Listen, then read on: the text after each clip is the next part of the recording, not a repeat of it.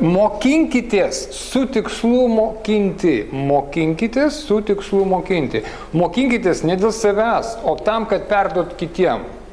Nes jeigu žmogus mokosi tik dėl savęs, o ne retransliuoja kitiem, laikoma, kad ta informacija tampa destruktyvia.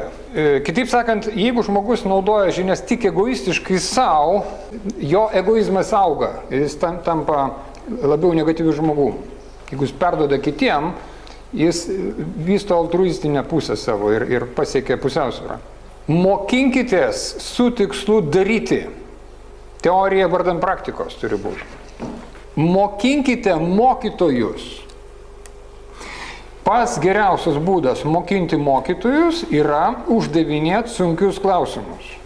Kitaip sakant, jūs patys tapkite idealiais mokiniais. Idealus mokinys yra tas, kuris uždavinėja sunkius klausimus mokytojui.